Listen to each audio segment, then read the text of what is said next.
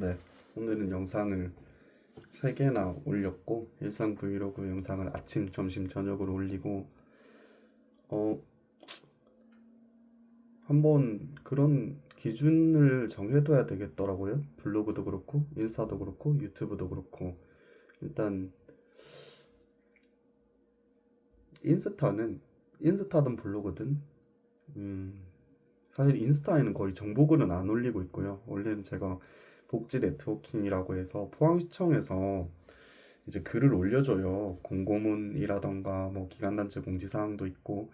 근데 사실은 내가 어떤 기관에 소속된 입장에서 다른 기관의 정보를 소개하는 게 때로 제가 예상하지 못했던 어떤 문제들을 야기하기도 하더라고요. 그래서 기관단체 공지사항은 가능하면 이제 그러니까 인스타든 블로그든 가능하면 자제하고 있고요. 그리고 포항시청 공지사항만 봐도 사실은 알짜 정보들이 너무 많아요. 근데 이게 대상 타겟이 개인이기도 하고 또 기업이기도 하고 혹은 어떤 장애인 단체나 혹은 비영리 법인이나 비영리 단체를 대상으로 하고 있어요. 그래서 저는 이제 원칙이 인스타 블로그 게시글을 하루에 3개씩 올리는데 하나는 성경 말씀을 올리고 제가 묵상하는 거, 제가 삶을 살아가는 데 있어서 최소한의 기준은 있어야 되겠더라고요. 기준 없이 살아가면 사람이 무너지거든요. 사람이 그 외적인 부분에서 나타날 정도로 부족함이나 뭔가 모남이나 이제 박살나기 시작하는 거는 사실 내적인 부분에서 무너지기 때문에 외적인 부분에서도 무너진다고 생각을 해요. 이게 뭐 예수님을 믿는 사람이든 안 믿는 사람이든 교회를 나가는 사람이든 교회를 안 나가는 사람이든 뭐 불교를 믿던 천주교를 믿던 아니면 뭐 제가 뭐 생각하지 못하는 어떤 종교를 믿던 자기만의 기준을 갖는 것, 그리고 그 기준을 자기로 삼으면은 그게 계속 무너져요. 왜냐하면 생각이 계속 바뀌거든. 그래서 뭔가 우리는 진리라는 것을 믿고 진리라는 것을 따르는데 그 진리라는 거는 뭐 불교에서 말하는 진리든 성경에서 말하는 진리든 말 그대로 진리는 그냥 진리인 거예요. 참인 거예요. 누가 얘기하던 누가 말하던 어떻게 받아들이던 거짓이 될 수 없는 거. 그게 저는 진리라고 생각을 하거든요. 그래서 우리는 진리를 쫓아 행해야 된다고 생각을 하고, 그래서 그 교회에서는 그렇게 얘기하거든요. 하나님 빛이시니 그분께 조금도 어둠이 없으시니라. 그래서 저는 잔치 공동체의 하나님의 빛이라는 노래도 많이 좋아하고 듣고요. 그리고 빛이라는 상징성이 주는 게 되게 강해요. 기독교에서는. 근데 제가 뭐 여러 가지 이런 말씀들도 얘기를 해봤는데 이게 사람들이 삶에 적용되는 말씀이다라고 생각을 안 해요. 저 뜬구름 잡는 소리 하고 또 자빠졌네 뭔 소리 하고 왔노 이런 사람들이 많아가지고 사실은 그냥 모르겠어요. 뭐 많이 들어주시면 좋겠지만 저는 뭐 이런 얘기를 또 좋아하는 사람도 있을 거라 생각해서 또 꼭 안 믿어도 교회 안 다녀도 뭐 궁금해 할 수도 있지 않습니까? 쟤네들은 뭔데 저렇게 교회를 다니고 찬송하고 예배하고 뭐 그렇지? 요번에 서인영 님이 뭐 교회에서 성가대하는 모습을 보여주셨는데 거기서 사람들이 교회에 대한 좋은 이미지가 생겼다라고 하더라고요. 그래서 아, 내가 너무 안일했던 거 아닌가 그랬던 생각도 들고요. 뭐 어떤 점에서 안일했는지는 어떻게 포장해야 될지 모르겠어서 어쨌든 복합적인 심경을 느꼈습니다. 어쨌든 진리라는 거는 참이라는 거는 사실은 그 거부할 수 없는 거고 거절할 수 없는 거고, 그리고 그러한 기준들이 삶에 마련이 돼 있어야 사람이 무너지지 않습니다. 저는 쿠쿠다스 멘탈이고 멘탈이 많이 박살나 본 적도 있고, 저는 삶을 쉽게 대하지 못하는 이유가 뭐냐면요. 어, 저는 좀 많이 교만했어요. 그래서 어려움들을 겪을 때 삶의 마지막이 여기구나. 내 삶의 가장 힘든 순간이 지금이구나 라고 느꼈었던 적이 있었어요. 17살 때도 그렇고 18살 때도 그렇고 19살 때도 그렇고 군대 갔을 때도 그렇고, 그리고 군대 나와서 사회에서 철저하게 깨지고 실패했을 때도 조차 그랬습니다. 그래서 항상 여기가 끝이구나, 여기가 밑바닥이구나 라고 생각을 했을 때마다 그러니까 어느 날 그런 통찰을 느꼈어요. 아, 나는 지하 2층이 바닥인 줄 알았는데, 지하 5층이 바닥인 줄 알았는데, 지하 10층이 바닥인 줄 알았는데, 그 밑으로 그 더한 게 있다고 생각을 하니까, 와, 내가 아무리 교만하고 내가 내 잘났다 팔을 흔들어도 이게 상황 하나 삐끗하면, 상황 하나 어긋나면, 아, 진짜 내가 지하 100층에 가 있을 수도 있겠네? 지하 1000층에 가 있을 수도 있겠네? 나는 지하 2층이 끝이라고 생각했는데, 와, 그보다 더한 헬도 있겠네? 라는 생각이 드는 거예요. 그래서 저는 신앙을 더 갖게 됐습니다. 왜냐하면 너무 불안하고 무서운 거예요. 왜냐하면 여러분들은 여러분들이 지금 가장 힘든 시간을 보내고 있다고 생각할 수 있는데, 너무 잔인하고 또 잔혹한 얘기일 수도 있는데, 그 항상 그 힘든 사람들, 그 중에서 상위 1% 힘든 사람들, 그 중에서 또 상위 1% 힘든 사람들이 있을 수 있다 생각하거든요. 제가 좀 많이 놀랐던 부분은, 제가 상담을 하면서 상담 선생님이 그런 얘기를 해주시더라고요. 그분이 서울대 나오신 분인데, 굉장히 똑똑하신 분이십니다. 서울대 의대 출신의 엄청 임상 경험이 많으신 분이신데, 그분이 그런 말씀을 해주셨어요. 예전에 상담을 받을 때, 그, 너는 잘 모르겠지만, 그 상위 1%, 그 중에 1%, 또 그 중에 1%가 있다. 그러니까 세상은 어마어마한 사람들이 많다는 거죠. 저는 근데 항상 밑바닥만 보고 살아가지고, 내 위에도 1%, 그 위에도 1%, 그 위에도 1%가 있다라는 거는 사실은 생각을 안 해봤어요. 왜냐하면 뭐 사실 큰 부자 되겠다고 시작한 것도 아니었고, 사회복지라는 거를 나는 그냥 글쎄 뭐 잘 모르겠다. 그게 그냥 모르겠어요. 내가 뭐 사업을 해서 뭐 번창해가지고 막 100억 부자, 1000억 부자 뭐 이런 거는 난 생각 안 해봤거든요. 사실은 그냥 월급쟁이로 살다가 제가 바라는 건 그거였어요.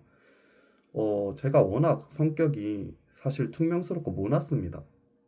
사회복지사 치고는 참 이타적이지 못해요. 내가 먼저고 내가 잘 됐으면 좋겠고, 그래서 저는 뭔가 그 사회복지를 하면서도 그 좀 죄책감이 많이 들고 미안한 마음이 들어요. 내가 이런 식으로 살아도 되는가? 내가 이런 식의 마음으로 사회복지를 해도 되는가? 그래서 솔직히 참 미안한데 그것 때문에 제가 열심히 하는 거예요. 오히려 그게 동기부여가 되는 거예요. 왜냐하면 여러분도 그 심리학에 대해서 배워보시면 아들러라는 사람이 나옵니다. 정신과사 대단하신 분이죠. 그분이 열등감에 대해서 말씀 주셨죠. 그래서 이게 꼭 정신과 의사나 혹은 상담 선생님이 아니더라도, 완벽한 이론이 아니더라도 아들러라는 이름 많이 들어보셨을 겁니다. 그분이 이제 열등감이라는 것을 해서 뭐 형제, 뭐 깊게 들어가면 뭐 형제의 뭐 몇째인지 셋째인지 넷째인지 뭐 첫째인지 뭐 그거에 따라서 다르고, 근데 사실 그거는 우리가 민간적으로 대충 느낌적으로 직관적으로는 알잖아요. 첫째, 둘째, 셋째 다르다라는 거. 다만 그걸 이론적으로 체계화했을 때 어떤 느낌이냐라는 거죠. 근데 저는 제 안에 어떤 열등감인 것 같아요. 뭔가 내가 다른 사회복지사들에 비해서 그렇게 이타적이지 않구나. 나 좀 많이 이기적이구나.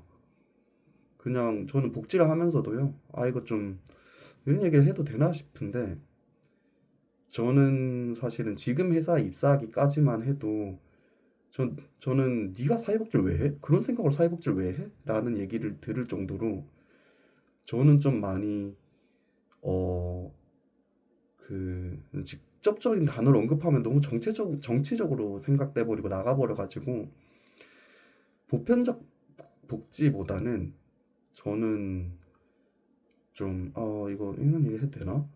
저는 보편적 복지보다는, 그러니까 그 복지가 선순환이 될 수 있다라는 것에 대해서 저는 그런 고찰이 없었거든요, 사실. 왜냐하면 17, 제가 고등학교 자퇴하고 검정고시 치고 사회생활을 많이 못 해봤어요. 많은 사람들을 못 만나봤고요. 각양각색의 정말 뛰고 기는 사람들을 많이 못 만나봤어요. 그래서 저는 내 안에 내가 너무도 많고 내가 전부인 사람이어가지고, 그리고 저 또한 장애인 가족으로 살아오면서 뭐 물론 많은 것들을 이제 내 분에 비해서 하나님이 많이 주셨다고 생각합니다. 그럼에도 불구하고 저는 항상 다른 사람과 저를 비교하면서 아, 나 왜 이렇게 불행하지? 나 왜 이렇게 가진 게 없지? 나 왜 이렇게 받은 게 없지? 라는 열등감이 있었어요. 근데 이게 이 열등감이 굉장히 지금은 안 그런데 잘못 어긋나 버리면 굉장히 못된 마음으로 이렇게 되기도 하거든요. 그게 어떤 마음이냐면 내가 안 되니까 너도 안 돼. 내가 못 받았으니까 너도 받지 마. 내가 못했으니까 너도 못해야 돼. 뭐 이런 거 있잖아요. 근데 진정한 승자는요. 저는 그런 게 아니라고 생각을 해요. 뭐 예를 들어서 저는 박지성 선수님도 되게 좋아하지만 뭐 지금은 은퇴하셨지만 김연아 선수님도 저는 제가 김연아 선수님이 93년생인가 저보다 한 3살 정도 그 믿기진 않으시겠지만 저보다 누님이신데 그분이 그 예전에 어떠한 TV 프로그램에 제일 처음에 나왔을 때 그때도 참 미인이셨는데 그때 이제 그때 막 김연아 선수님이 이미 유명해졌을 때였어요. 그 큰 대회 나가서 상도 타고 전국적으로 진짜 유나킴이라는 게 막 팬덤이 생기고 근데 그때는 아이스링크도 없고 막 볼모지였고 제가 김연아 선수님 그 어머님이 쓰신 그런 그 자서전 자기계발서 이런 것도 읽어봤었거든요.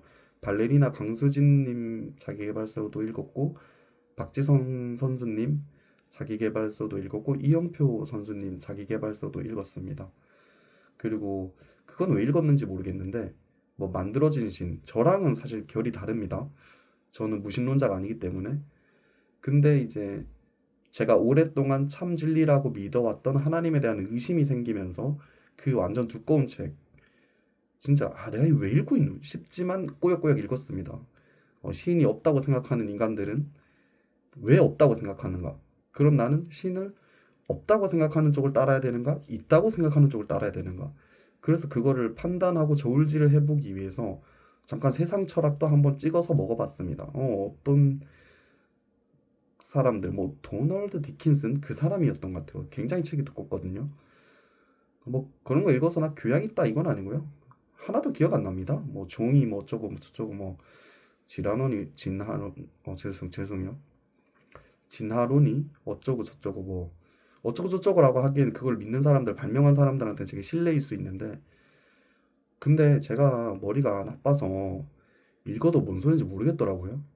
성경도 처음 읽었을 때 이게 뭔 소리노? 이렇게 읽었어요. 아 죄송합니다. 어쨌든 그랬었고 뭔 얘기하다가 얘기 나왔지? 계속 제가 강의를 할 수 있을까요? 자꾸 까먹어가지고 얘기하다가 아 그래 김연아 선수님 얘기하고 있었는데 어쨌든 제가 자기계발서 뭐 이런저런 것도 읽어봤다 뭐 그런 얘기고 어 아, 그래. 이 얘기를 하려고 김연아 선수님 얘기를 꺼냈구나. 김연아 선수님이 그 아사다마오랑 그 한 그런 대회에 출전을 하셨어요. 계속 라이벌이라고 언급됐잖아요. 근데 사실은 커리어를 봤을 때 그 누구를 깎아내리는 건 아니에요. 각 사람은 각 사람의 이제 인생에서 최선을 다했고 그리고 좀 안타까운 면도 있다고 생각합니다. 아사다마오님은 사실은 그 인간이라면 누구나 이제 인정받고 싶고 사랑받고 싶은 마음이 있잖아요. 근데 나는 그냥 내 자리에서 충실히 열심히 최선을 다할 뿐인데 자꾸 누가 나보다 엄청난 사람을 데려와서 너는 이 사람만큼 못했으니까 너는 뭐 가치가 없어 라고 자꾸만 언론에서 여기저기 자리에서 나를 깎아내리고 충동질을 한다면 얼마나 힘들겠습니까? 그 삶이 그 삶은 물론 아닌데 난 그래도 행복했는데 라고 그분이 말씀하신다면 난 잘 모르겠지만 어쨌든 스포츠 선수들이 멘탈이 세요. 저는 사실은 물론 안타까운 사례도 있었죠. 예전에 그 기억하실지 모르겠지만 인천 유나이티드의 그 골키퍼 윤기원님이셨나? 정말 죄송하게도 제 성함이 제가 한번 찾아보겠습니다. 성함이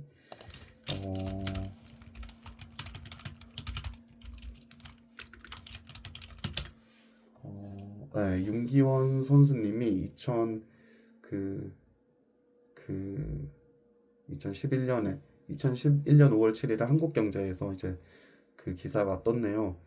저는 그 당시에 2011년도면 저는 17살인가? 16살 때였거든요. 근데 이게 이 참 그 제이레빗의 요즘 너 말야 제가 발음이 진짜 안 되네요. 너 말야라는 노래가 있는데 그게 피아노 버전이 있고 그 신나는 버전이 있는데 이 그 골키퍼 윤기원 님을 추모할 때 요즘 너 말야라는 그 피아노 버전 굉장히 슬픕니다. 지금도 들으면 마음이 많이 서글픕니다. 그래서 저는 이 노래를 들을 때마다 신나고 즐거운 것도 있지만은 항상 이 윤기원 님이 생각이 나요. 제가 17살 때 저도 많이 우울했거든요. 저도 고등학교 자퇴하고 검정고시 치고 전 중3 때 230명 정도가 있었는데 227명이었나? 저는 중학교 1, 2, 3학년을 이미 공부를 포기했기 때문에 삶을 포기했었죠. 공부만 포기한 게 아니라. 그래서 170등 이상 올라가 본 적이 없고 전교 등수가 중학교 3학년 마지막 기말고사 때는 수학 5점, 영어 30점, 국어 50점, 뭐 전교 230등 중에 217등. 그래서 꿈도 없었고 뭐 삶을 향한 제가 점점 가까이 가고 있네요. 삶을 향한 애착도 없었고 그래서 그냥 저도 그냥 삶을 별로 살고 싶지 않았어요. 그러니까 너무 힘들고 지치고 괴롭고 외롭고 아프고 아무도 나한테 관심 없고 그렇다고 느껴서 저 또한 삶을 포기하고 싶었던 적이 많았는데 그때 이런 얘기들이 들려올 때 마음이 굉장히 참담했어요. 당연히 추모하는 마음도 있지만 어, 모르겠어요. 각자 그 분들이 겪고 있는 삶의 무게가 많이 다르기 때문에 제가 뭐 열심히 살아야 됩니다. 어떻게 해야 됩니다. 뭐 그런 얘기를 희망을 가져야 됩니다. 이런 얘기도 사실은 당장 오늘을 견디기 힘든 사람한테 그거는 그냥 말뿐인 위로가 안 와닿는 위로일 수 있거든요. 그래서 얘기하다 보니 이 얘기까지 나왔네요.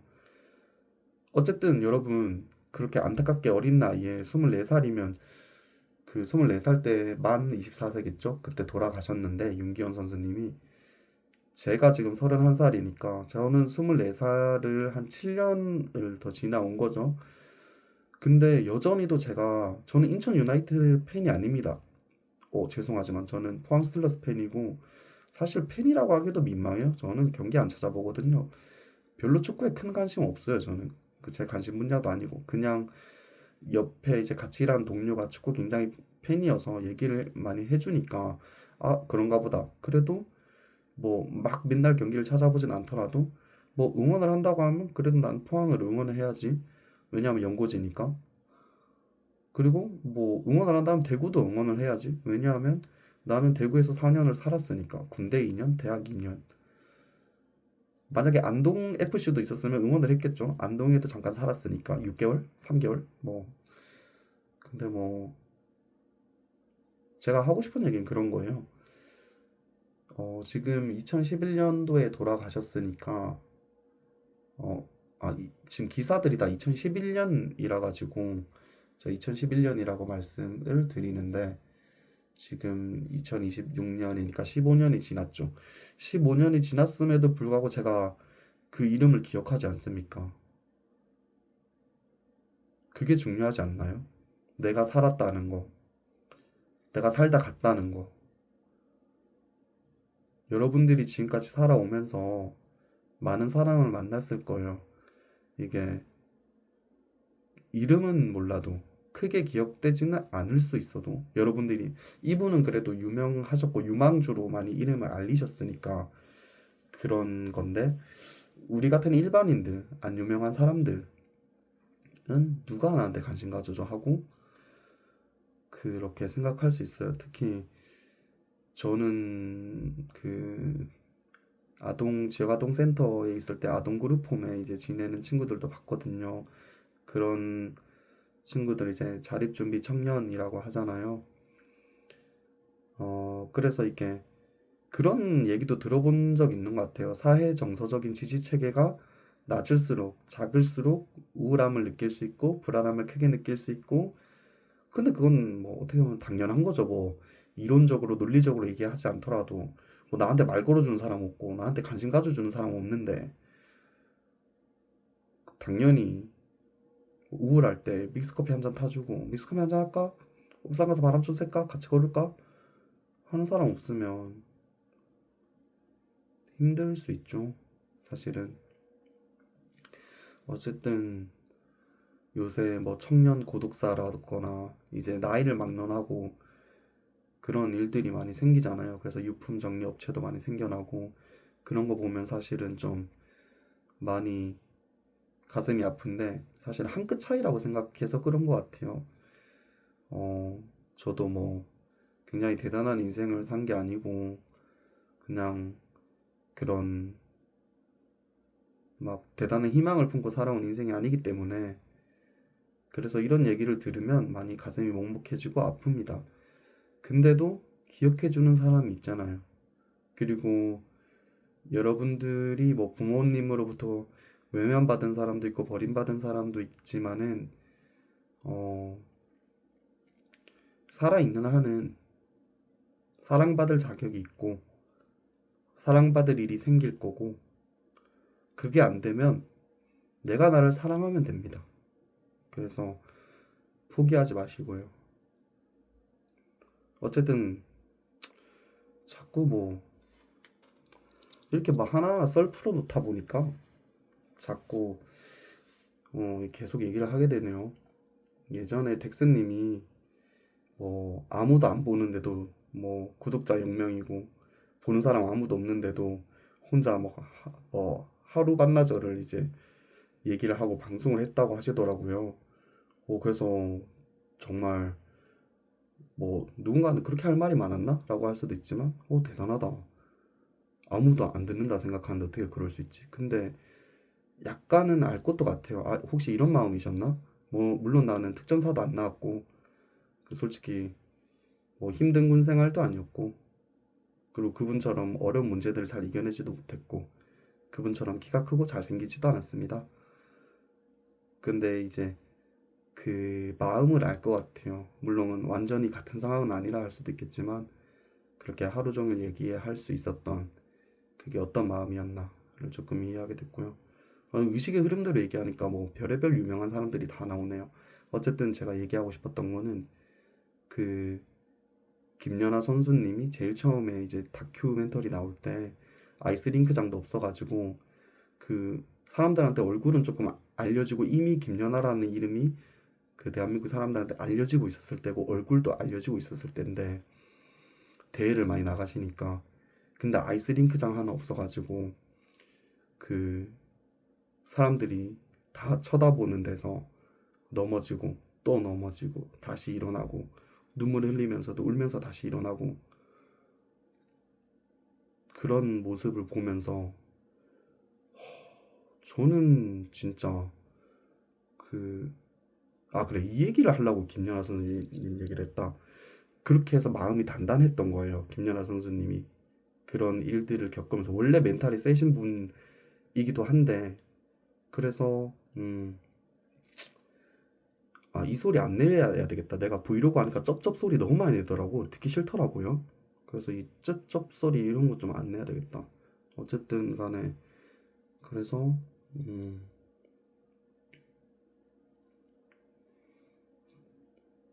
그 눈물을 머금고 계속 연습을 했던 장면이 그 다큐멘터리 한 장면이 아직도 떠오르는데요. 어쨌든 그 과정을 거쳐서 많이 유명해지고 올림픽 때였나요? 뭐 세계 선수권 대회였나요? 제가 이제 완전한 그 피겨 팬은 아니어가지고 음, 어쨌든 아사다마오 선수가 먼저 연기를 했고 그 다음이 김연아 선수님 순서였어요. 근데 이제 너무나도 멘탈이 강했던 그 당시에 이제 그 아사다마오 선수가 점수를 잘 냈어요. 못한 게 아니에요. 그래서 막 김연아 선수님을 의식해가지고 막 과장되게 액션하고 지금도 유튜브 찾아보면 있을 거예요. 근데 김연아 선수님이 뭐 그러거나 말거나 뭐 네가 뭐 점수를 잘 받거나 말거나 나는 내 연기한다. 뭐 어떤 마음이셨을지는 모르겠지만 난 내 연기한다. 난 내가 준비한 거 하고 간다. 난 네 뭐 100점 맞았다, 200점 맞았다 뭐 관심 없다. 뭐 그러셨을지는 모르겠지만 어쨌든 완전 뒤집어 엎어버리잖아요. 그 다음번에 그러니까 이제 예전에 제가 그 뭐 FC 바르셀로나도 뭐 잘 모르고 전 축구에 관심 없거든요. 관심 없다면서 왜 이렇게 잘하냐? 예전에 호나우지뉴 선수가 되게 유명했는데 지금도 유명하죠. 근데 그 호나우지 뭐 감옥에도 갇히기도 하고 유쾌하게 인생 사시는 분 같아요. 근데 그 호나우지뉴 선수가 이제 현역으로 뛸 때 그런 얘기가 있더라고요. 호나우지뉴 선수가 경기장에 웃으면서 들어오는 날은 그날은 이긴 경기다 라고 말할 정도로, 뭐 진짜 그런지 뭐 승률 분석은 해봐야 되겠지만, 근데 하도 예전이라서 자료가 남아 있을지는 모르겠습니다. 어쨌든 그런 말을 할 정도로 그 정말 기량이 대단했던 선수죠. 저는 축구 전문가는 아니지만. 그래서 이렇게 멘탈이 센 사람들, 진짜 실력적으로 무장되고 준비된 사람들은 남이 뭐 하거나 말거나 좀 뭐 마이웨이다 이런 게 아니라, 마이웨이긴 하죠. 좀 그만큼 준비했고 그만큼 연습했고 그렇기 때문에 두려움이 없는 겁니다.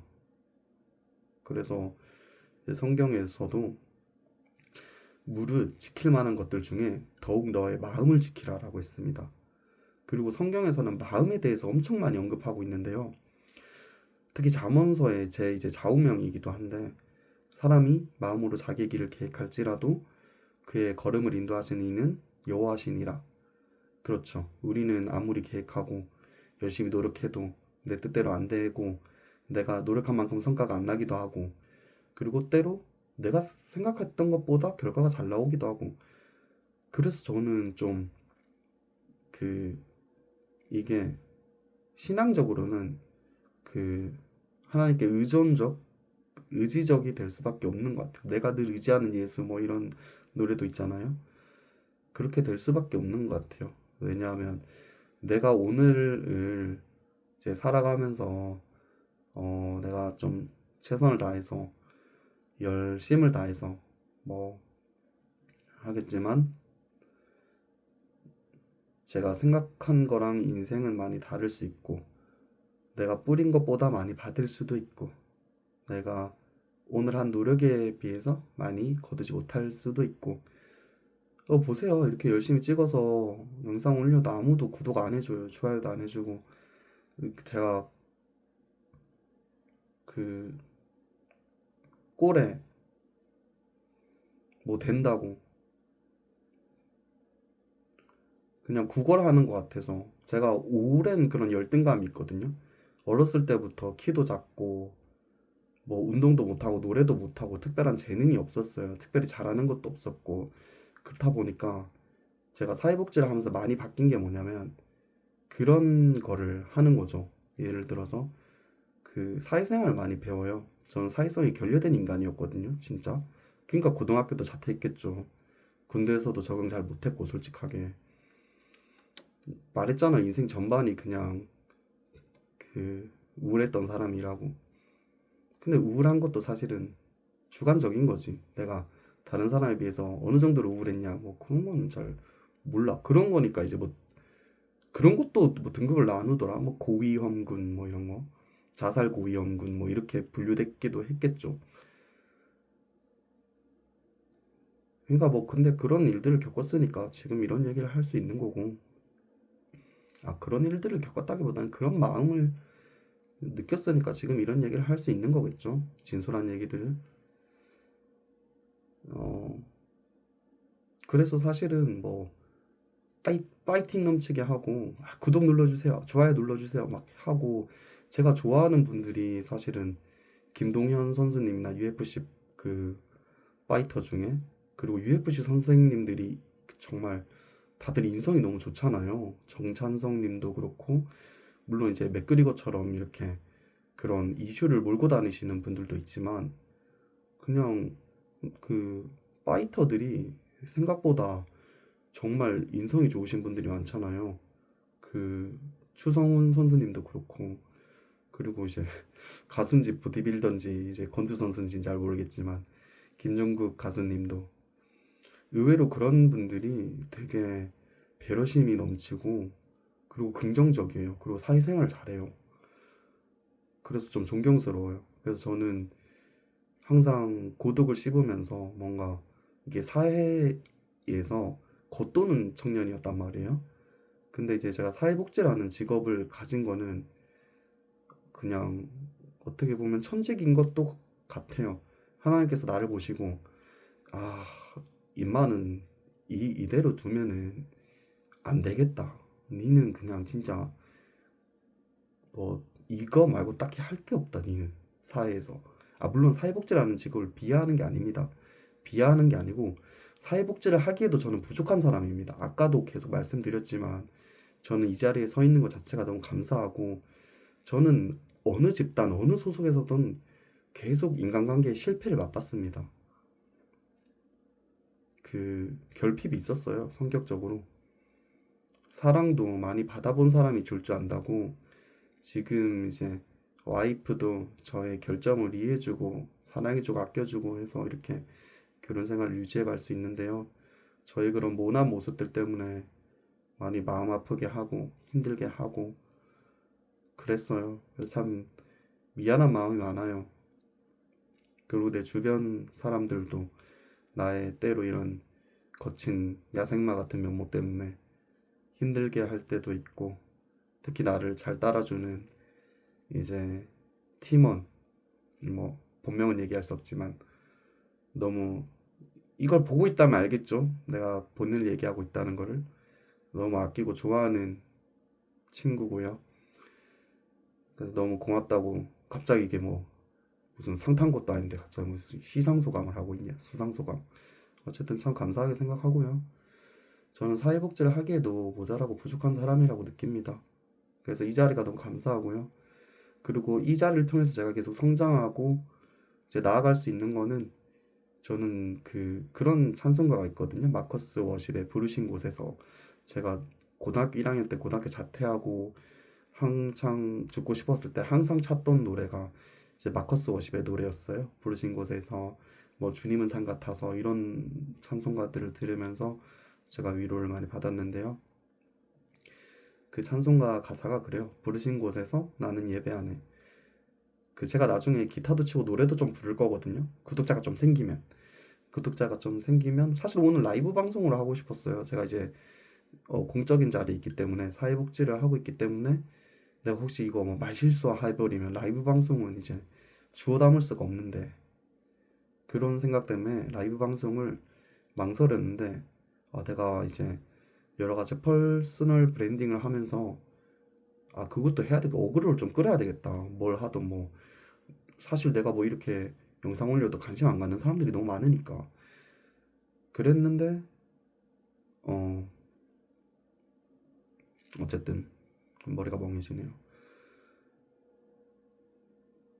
네, 그래서 이 불러주신 이 자리에서 제가 이제 성장하고 나아가고 있는 것 같습니다. 그래서 천직이라는 생각도 듭니다. 왜냐하면 내가 이만큼 참 신기해요, 여러분. 삶이라는 게 진짜 뜬금없죠. 저는요, 군대에서요, 이제 저는 군대 얘기하면 사람들이 싫어하는데 그냥 떠오른 김에 해보겠습니다. 저는 대한민국 공군 762기고요. 그 대구 이런 거 얘기하면 안 되나? 알겠다. 어쨌든 그럼 얘기 안 하고 어쨌든 공군이에요. 공군이고 762기로 나왔는데 나도 나중에 이렇게 유명해지면 그 공군 출신들이 나한테 루이킴 선수한테 루이킴 가수님한테 하는 것처럼 필승 뭐 박아줬으면 좋겠다. 난 가끔 해병대 친구들 보면 그런 거 부럽더라고. 막 필승 몇 기입니다 하면서 이제 좀 사실은 어렸을 때는 치기 어린 마음에 질투 어린 마음에 유별나다 싶기도 했는데 가끔 보면은 우리는 하나다 뭐 이런 거 있잖아. 군대는 나도 사실은 요새 공군사관학교에서 사람 패가지고 나는 사실은 공군이 인권적인 곳이고 좋은 곳이고 막 그렇게 생각을 했거든요. 그리고 공군으로서의 자부심도 있었고 물론 일부를 보고 전체를 판단할 수는 없지만 그래서 너무 좀 안 좋았어요. 왜 사람을 그렇게 비인권적으로 해가지고 공군사관학교에서 이거 얘기하면 나 깜빵 가나? 근데 지금은 뭐 독재정치 시대가 아니니까 어쨌든 왜 그런 짓을 해서 대한민국 공군의 위상을 떨어뜨렸냐. 내 인생 최고의 자랑이었는데 내가 인생에 자랑할 수 있는 게 몇 개 안 되는데 갑자기 화가 나네. 내가 내 인생에 몇 가지 자랑할 게 하나님 외에 전 특별히 자랑할 게 없지만 그래도 그것도 하나님이 이끌어 주셔서 한 거지만은 어쨌든 공군으로 군대를 나왔는데 그게 내 인생의 최고 자랑이었고, 근데 그 사실 가끔 전투기 소리만 들어도 가슴이 두근두근거리고 너무 좋고 행복하고 옛날 생각이 나고, 이게 원래 시간 지나면 미화되잖아요. 안 좋은 기억이 있었어도. 그래서 그랬는데 그런 안타까운 사고들이, 그리고 성비리 문제도 있었고, 그래서 좀 감정이 안 좋았습니다. 공군이 나는 계속 잘 나갔으면 좋겠고, 좀 저는 그 공군의 이미지가 좋았어요. 저는 아까도 말했지만 중학생 때 성적을 바닥을 기었고, 고등학교 자퇴하고 검정고시 쳤고, 전문대 나왔고, 학사를 학점은행으로 했고, 그렇게 잘나는 게 없어요, 여러분 앞에. 근데 이제 공군이라고 하면 사람들이 오 이러거든요. 그 똑똑한 애들 가는 거 아니야 이러면서. 예, 똑똑한 애들 많이 왔어요. 서울대에도 있었고요, 고려대에도 있었고요, 연세대 그 외 인서울 친구들. 저는 뭐 전무대 나왔는데 제가 얼마나 후달렸겠습니까? 그 친구들 중에서 뭐 경희대 경영학과, 뭐 부산대 경영학과. 아, 난 진짜 아무것도 아니더라고. 그래서 너무 초라하더라고. 그래서 이 얘기를 하려고 했어요. 근데 공군을 갔는데 1550명인가 입대를 하거든요, 한 기수에. 지금은 이제 저출산이어가지고 좀 줄어드는데, 이런 얘기 또 공기밀인가? 아니다, 뭐 어쨌든 몰라. 뭐 내가 말하는 게 뭐 100% 사실이라고 할 수 있어? 대충 뭐 그랬어요. 아, 가짜 뉴스면 잡혀가나? 근데 뭐 내가 정치적으로 누굴 욕한 건 아니잖아. 아까 공군 깐 거는, 근데 뭐 그거는 그 정도는 얘기는 할 수 있지 않나? 어쨌든 저는 공군이고 한 1500명 정도가 입대를 했어요. 근데 그 중에서 뭐 어 그 50명, 아 아니 얘기하면 안 되나? 그 어쨌든 그 인원 중에서 소수의 인원이, 몇십 명 안 되는 인원이 총무 행정병 특기를 받습니다. 근데 이제 저는 그 중에서 음 사회복지사 자격증이 있어서 그 전후반기, 그러니까 전반기 교육이 있고 후반기 교육이 있는데, 전후반기 교육을 다 만점 받아도 1000점이거든요. 그게 작은 점수는 아니죠. 근데 그게 오래돼서 기억은 안 나는데, 자격증이 하나 있으면 뭐 해당하는 자격증이 몇 개 정해져 있거든요. 지금도 그런지는 모르겠는데. 그래서 사회복지 나온 애들이 그걸로 공군 가면 행정병을 할 수 있었어요. 지금도 그런지는 모르겠네요. 그래서 20만 점으로 이렇게 치고 들어갔죠, 저는. 그래서 뭐 아무리, 이것도 하나님의 은혜죠. 아무리 나보다 똑똑하고 아무리 천재고 그래도 휴학하거나 이렇게 왔을 거 아니에요? 나처럼 전문대 졸업하고 온 애들이 몇 없었을 거 아니야. 그리고 나는 22살에 바로 군대를 갔거든요. 고등학교 자퇴하고 검정고시 쳤으니까 대학을 1년 일찍 갔을 거 아니에요. 그래서 졸업도 2년 전이가 빨랐고, 22살에 22살 2월에 졸업하고 3월에 바로 군대 갔습니다. 빨리 갔다 왔죠? 그래도 대학도 빨리 갔고. 그러다 보니까 어, 그 가산점 하나로 그냥 나보다 훨씬 똑똑하고 잘 나가는 애들을 그냥 다 제껴버리고 제가 행정병 특기를 받은 거, 이런 거를 생각하면 사실 그 다른 사람들은 사회적 박탈감을 느낄 수 있겠지. 저런 나보다 학력도 안 좋고 저런 놈이 무슨. 근데 이거는 사실은 내가 노력했으니까, 어쨌든 나도 노력해서 사회복지사 땄잖아, 실습도 하고. 그러니까 받을 수 있었던 거지. 몰라? 노력의 총량을 어떻게 봐야 되는지. 어쨌든 그래서 총무특기를 받았고 행정병으로 있었는데, 그때 이제 50명 정도가 있었거든요. 근데 이제 내가 46등이라는 거야. 47등인가? 그때 약간 기분이 살짝 좋았어. 난 내가 제일 바본 줄 알았는데, 내가 제일 멍청한 줄 알았는데. 그래서 내가 하나님께 기도했지. 하나님 감사합니다. 그래도 제 뒤에 3명 있네요. 역시 제가 세상에서 제일 멍청한 사람 아닌가 봅니다. 그랬었어. 그랬는데 반전이 있었어. 뭔 줄 알아? 어, 내 뒤에 3명 있다고 생각했잖아. 4명인가? 걔네들이 조교를 지원해서 갔대. 그래서 원래는 50명이 행정병이 돼야 되는데 46명밖에 행정병이 못 됐대. 그러니까 내가 46등이었다는 건 뭔 소리야? 꼴등이었다는 거잖아. 턱걸이도 아니지. 그냥 꼴등이지. 그래도 뭐 후보 순위, 이런 얘기는 좀 예민하니까. 그래도 뭐 내가 이렇게 키가 작은데 뭐 헌병을 하겠니, 뭘 하겠니 내가. 어쨌든 그 덕분에 행정병이 됐고, 운이 좋았죠 사실은. 근데 현타 많이 왔어요. 와, 그렇게 해서 자대를 갔다. 근데 서울대래, 내 선임자가. 그리고 거기서 만났던 장교가 이래: 너 쟤만큼 잘해야 된다, 너 저 정도 해야 된다. 아씨, 내가 중학교 때 성적도 박살났는데 서울대만큼 어떻게 일하냐고. 그럴 수가 없잖아. 내가 뭐 현장 실무 경험이라도 쌓고 갔으면 모르겠는데, 그냥 뭐 그냥 술 먹고 맨날 이러다가 뭐 대학 가고 군대 갔는데, 내가 그 서울대 애만큼 일하라고 하니까, 야 내가 그만큼 효율이 되겠냐 상식적으로 내 스펙으로. 그래서 공군 괜히 왔다, 그냥 행정병 괜히 왔다, 그냥 일반 보병이나 갈 걸 내가 뭘 부귀영화를 누리겠다고 한번 꿀 빨아 보겠다고 대가리 쓰다가 망했네. 그 생각을 했죠.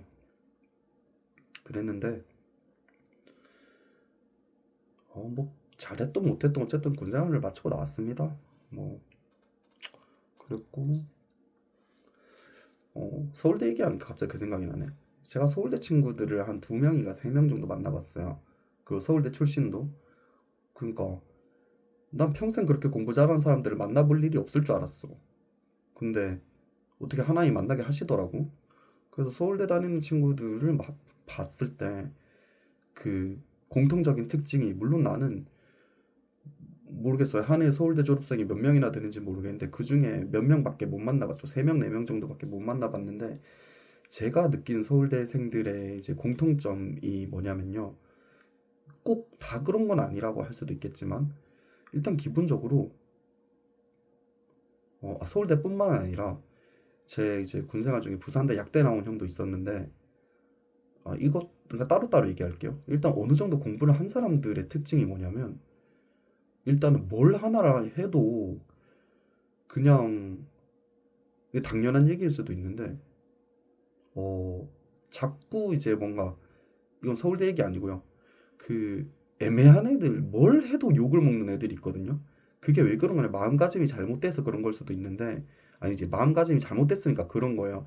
뭘 하나를 해도 정성스럽게 안 하고, 그러니까 해도 욕 들어 먹을 거라면 차라리 그냥 못한다 하던가, 그렇게 해야 되는데, 그걸 못하는 애들이 많거든요. 그런 게 사실은 지금은 아니라고 할 수도 있겠지만, 전문대에 대한 편견, 학력이 낮은 사람들에 대한 편견을 만드는 게 그 마음가짐에서 나오는 거예요. 꼭 학력이 낮다고 못하는 거 아닙니다. 학력이 낮다고 뭐 일을 잘 못해내는 거 아닙니다.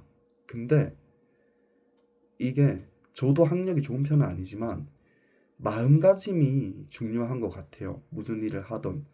저는 저는 솔직히 그랬어요. 지금까지 이제 사회복지사로 일하면서 이만하면 됐지, 뭘 더 완벽하게 하고 뭘 더 열심히 해야 되노, 이런 생각이었어요. 근데 그 서울대 친구들을 제가 봤을 때 정말 일을 깔끔하게 합니다. 군더더기 없이 해요. 당연한 얘기겠지만. 그래서 굳이 입을 안 떼게 만들어요. 그래서 같이 일해보면, 와 뭐지? 와 뭐지? 그리고 저 그 같이 군생활 했던 분 중에 그 약대 나온 형도 있다 했었잖아요. 중앙대 간호학과 나온 형도 있었고, 깔 게 없어요. 너무 잘해. 물론 학력을 떠나서 일을 잘하는 사람도 있습니다. 근데 이분들은 그, 내가 너무 학력 차별한다라고 할 수도 있지만, 근데 진짜 그랬어요. 물론 이제 제가 그 병원에서 복무하면서 그 인성이 안 좋은 사람들도 좀 있었지. 일을 떠나서. 근데 보통 일도 잘하고 인성도 좋았습니다. 그리고 마음가짐이 저는 정말 다르다고 느꼈는 게, 이게 사람마다 이거를 부정으로 받아들인 사람이 있고 긍정으로 이겨내는 사람이 있거든요. 근데 뭔가 이 사람들은 뿜어내는 에너지가 다르다라고 생각했습니다. 왜냐하면 마음가짐이 다르거든. 어떤 일을 대하던. 그래서 어, 좀 막 진짜 이상한 류의 뭐 군대 문화로 인한 갈굼이 아닌 이상은 저는 좀 웬만큼 공부를 했다고 하는 사람들이 저는 그 군생활 못하는 걸 잘 못 봤어요. 개인적인 경험으로는. 왜냐면 일을 군더더기 없이 하거든. 욕 들어먹게 안 하거든. 진짜 깔끔하게 자로 잰 듯이 해요. 다만 이제 그런 건 있었어요. 뭐라 해야 되지? 어, 똑똑해서 너무 똑똑해서 그 이해를 못 하는 거야. 그 멍청한 사람, 멍청하다라고 하면 좀 이게 좀 실례인데, 그래 뭐 나 같은 사람을 사실 이해를 못했을 수도 있지. 그래요. 뭐 어쨌든 그런 걸 느꼈고, 서울대 애들은 확실히 공부도 잘하고 일도 잘하고, 그리고 꼭 서울대 아니더라도 그냥 마인드가 달라요. 그 마인드셋, 뭐 마인드셋 이러잖아요.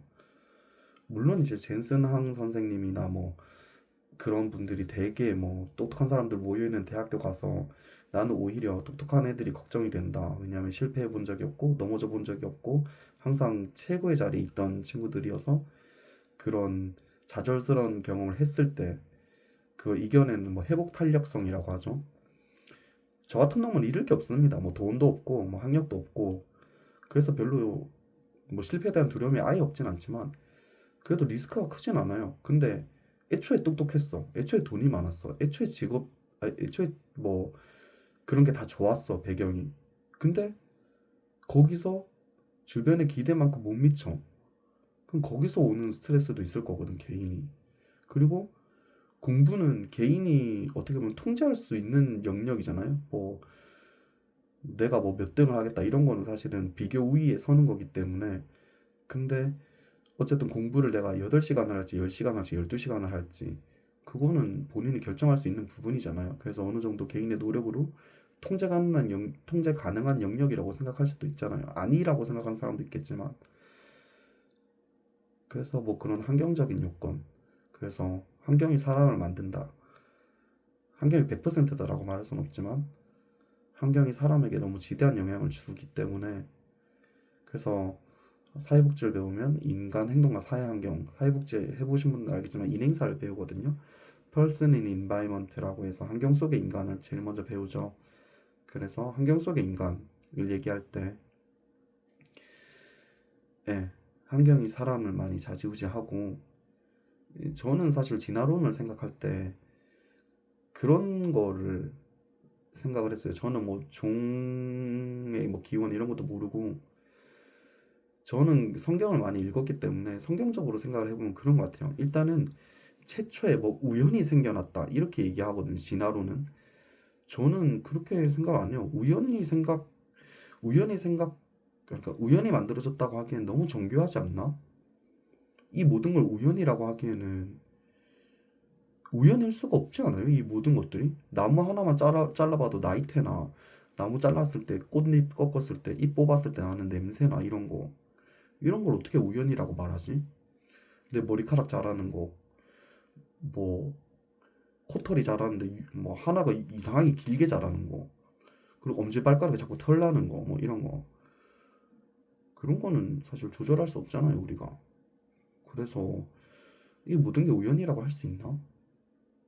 라는 생각을 좀 해보고 그래서 저는 누군가 만들었다 만든 이가 있다 저는 그게 뭐 하나님이라고 생각하는 거고 만들어졌고 거기서 이제 환경 적응을 한 거다 몰라요 저는 창조 질서를 그걸 말해줄 수 있었으면 내가 만들었겠지 내가 신이겠지 내가 안 만들었으니까 난 모르는 거지 어쨌든 나는 일단 최초의 지점에서 만들어졌다. 만들어져서 거기서 어떤 변화를 겪어서 뭐 이렇게도 되고 저렇게도 되는 거겠지만 내가 모든 뭐 인류학적인 걸 말할 수는 없겠지.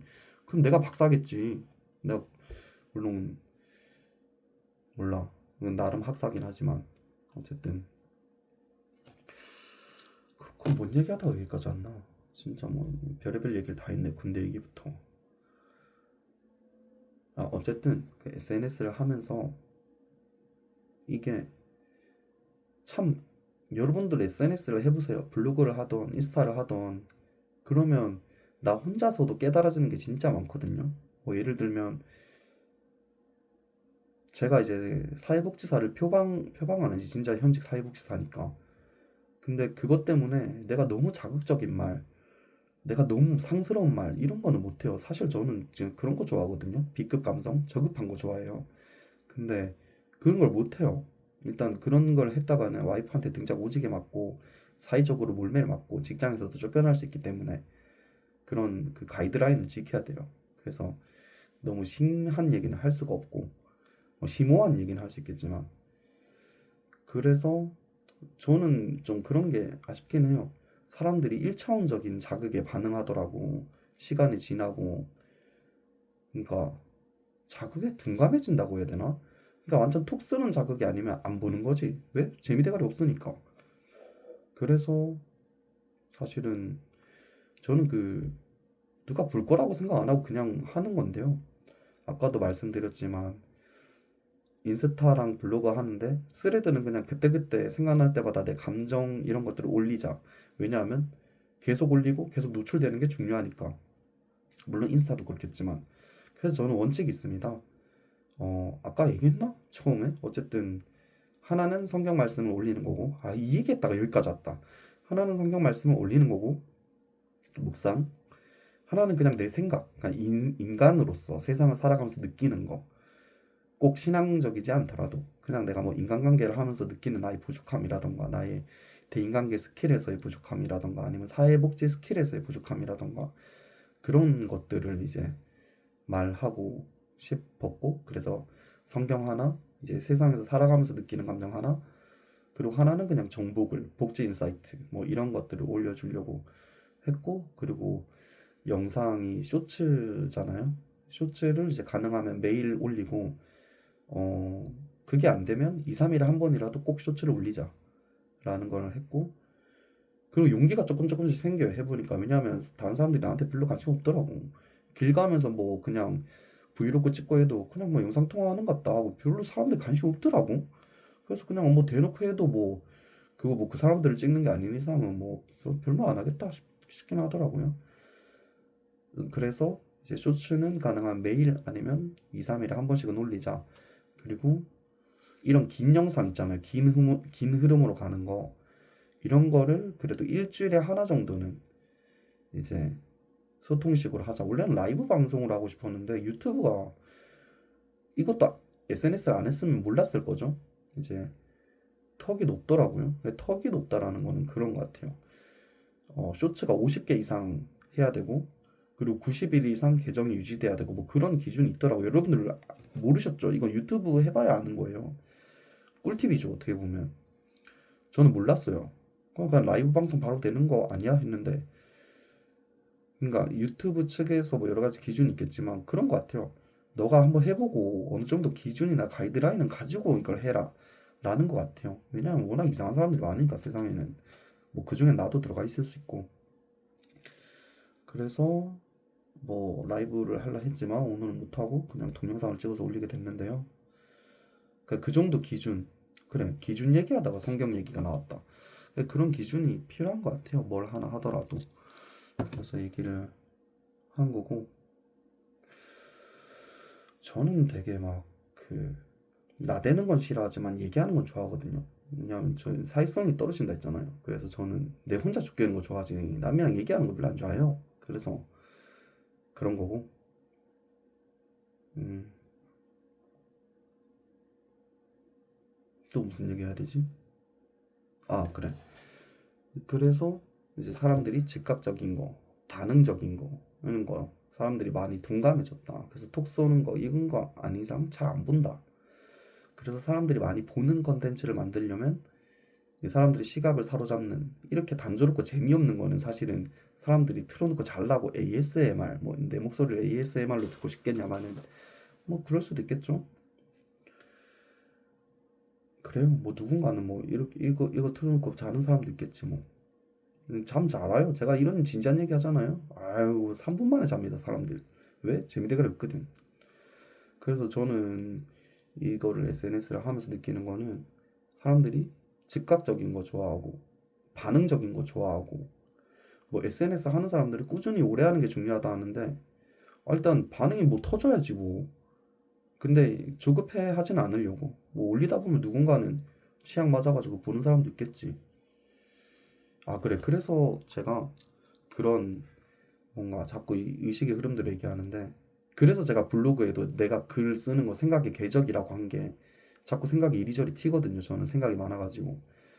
그래서 저는 어렸을 때부터 뭐 G.O.D 어머님께처럼 어렸을 때부터 우리 집은 가난했었고 뭐 남들 다 하는 희식은 했습니다. 뭐 한 달에 두세 번은 통닭 시켜 먹었고 삼남매였으니까요. 어쨌든 이런 개인적인 얘기하면 또 형제들이 뭐라 할 수도 있다. 어쨌든 그렇고 네, 그러다 보니까 구독해주세요, 좋아요 눌러주세요 이렇게 뭐 얘기를 해야 되는데 나는 어렸을 때부터 졸라 없이 살다 보니까 그런 얘기하기가 되게 자존심 상하더라고. 내가 뭐 이러면서 내가 뭐 나는 뭐 아무것도 아닌데 뭐. 그러니까 근데 자존심이 저는 항상 그렇게 생각하거든요. 자존심이 밥 안 먹여준다고. 자존심이 뭐가 중요해요? 당장 오늘 굶어 죽겠는데. 근데도 어, 그런 말이 잘 안 나오네요. 제 안의 결핍 때문에 제 안의 문제로 인해서 그냥 모던하게 그냥 할 수 있는 얘기인데 그렇지 모던한 거지. 그냥 구독해주세요, 좋아요해주세요 뭐 하면 되는데 이놈의 자존심이 뭐라고 그런 얘기도 하나 못하고 앞으로 살아갈 인생이 긴데 이런 거 하나 얘기 못하면 어떻게 앞으로 이 험난한 인생을 살아가려고 그런 얘기도 못하는지. 참 인간이란 존재는 복잡하고 심오합니다. 어쨌든 제가 SNS를 하면서 느끼는 거는 인간들은 즉각적인 자극을 원하고 반응적인 거를 되게 중요하게 생각하는데 그래서 심오하고 심각하고 진지하고 이런 컨텐츠를 별로 사람들이 좋아하지 않는 것 같아요. 근데 내가 그걸 다 갖춘 인간이거든. 심오하고 진지하고 심각하고 재미대가리 없고 그래가지고 음 이런 걸 누가 보겠냐 싶기도 해요. 뭐 누가 봐? 내가 봐. 쇼츠 찍어놓고 내가 봐요. 그러면서 상기해요. 그렇네. 내가 내 생각이 이렇구나 이러면서. 그래서 오늘 사실은 내가 다이소에 가가지고 머리띠 같은 걸 사서 내가 워낙 재미대가리 없는 인간이니까 그리고 장면도 항상 똑같잖아요. 집에서 찍거나 회사에서 찍거나 뭐 걸어다니면서 찍는 건 차라리 장면의 전환이라도 있지. 그래서 다이소에서 머리띠를 사가지고 뭐 매일매일 찍을 때마다 하나씩 바꿔가면서 써볼까. 그 정도의 노력은 해야 되지 않는가. 구독자 한 명이라도 만들기 위해서는. 뭐 제가 사회복지를 하고 있기 때문에 그 여기서 너무 이제 옛날 그 논란이 되던 아프리카 BJ들처럼 하게 되면은 저는 이제 자격증이 박탈되고 평생 이제 직장을 잃을 수도 있기 때문에 명예롭게 일을 해야 되거든요. 그래서 그 전문직의 위상을 가지고 너무 망가지는 건 할 수 없고 그래도 약간 머리띠 정도는 쓸 수 있지 않을까. 그 정도는 사회복지계에서 용인해 주지 않을까라고 생각을 해보면서 근데 다이소 갈 시간도 없었어요. 너무 바빠. 저보다 더 바쁜 사회복지사님들도 계시겠지만 너무 바쁘고 그렇고 그래서 이런 걸 계속 생각하게 되더라고요. 이거 SNS 안 해봤으면 몰랐을 거잖아요. 뭘 해봐야 되겠다. 이걸 해봐야 되겠다. 이런 얘기 해봐야 되겠다. 그리고 막상 카메라 켜놓고 뭐 얘기하면 되게 뭐 부끄러워서 얘기 못할 것 같잖아요.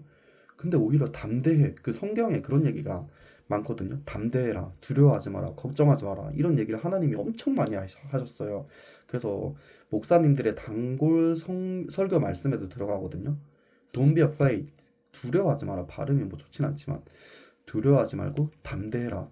특히 예수님은 이렇게까지 말씀하셨어요. 담대하라.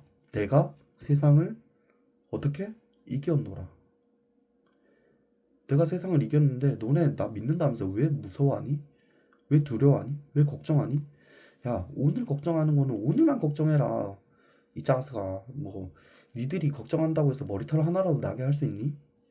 뭐 발가락 털 안 나게 할 수 있니? 저는 사실 엄지발가락에 털 나는 게 컴플렉스거든요. 그 뭐 남성분들 중에서 털이 많이 안 나시는 분들도 계시겠지만은 저는 가끔씩 그게 뭐 다른 건 안 부끄럽거든. 뭐 키 작은 것도 사실 그닥 부끄럽진 않아. 그냥 인생이어서. 근데 이제 가끔 수영장 같은 데 갔을 때 이제 장애인 친구들이랑도 갈 때가 있잖아요. 그럼 이제 나는 그래도 사회복지사 위상 있잖아. 근데 발가락을 보면 발가락 털이 이렇게 길게 난 게 있거든. 그런 거 보면 되게 부끄럽다. 근데 이거를 또 전기 면도기로 밀고 있기는 좀 그렇잖아. 그 얼굴 털을 미는 거를 이제 발가락 털을 미는 건 좀 그렇잖아. 그래서 그거를 이제 가끔씩 이제 썰고 있습니다. 어떻게 써는지는 별로 안 궁금해 하실 것 같아서 뭐 코털 가위 같은 걸로 이제 자르는데 어쨌든 좀 다른 게 안 부끄럽고 그런 게 왜 부끄럽지? 엄지발가락 털 이런 거. 여러분도 그런 게 부끄럽나요? 뭐 그런 걸 신경 써요? 할 수도 있는데 난 그 이상한 거에 꽂히더라고. 모르겠어. 왜 그 엄지발가락 털이 왜 부끄러운지 모르겠어.